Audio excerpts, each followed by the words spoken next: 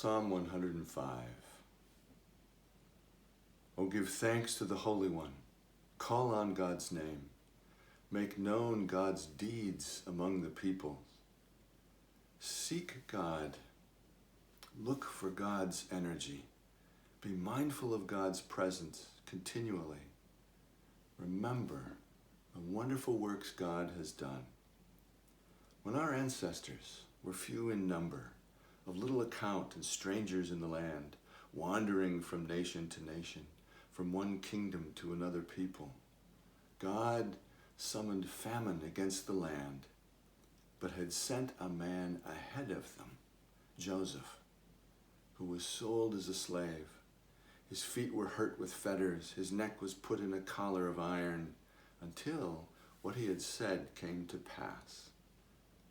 The king sent and released him, and made him lord of his house, to instruct his officials at his pleasure, to teach his elders wisdom. And then Israel came to Egypt. And God made the people very fruitful, made them stronger than their foes, whose hearts were turned to hate the people, to deal craftily with God's servants. And God sent Moses and Aaron, whom God had chosen. And then God sent darkness and made the land dark. God turned their waters into blood and caused their fish to die. Their land swarmed with frogs, even in the chambers of their kings.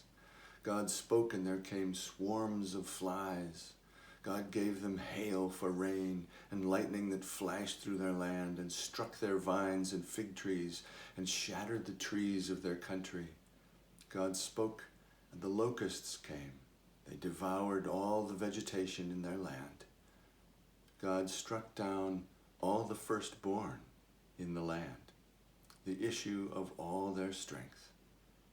And then God brought Israel out with silver and gold. God spread a cloud for a covering and fire to give light by night. They asked, and God brought quails and gave them food from heaven in abundance. God opened the rock, and water gushed out. It flowed through the desert like a river. For God remembered God's holy promise.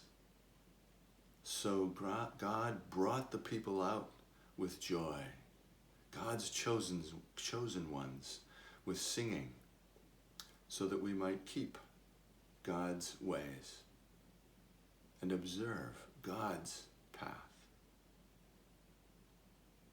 Praise the Holy One. Peace be with you.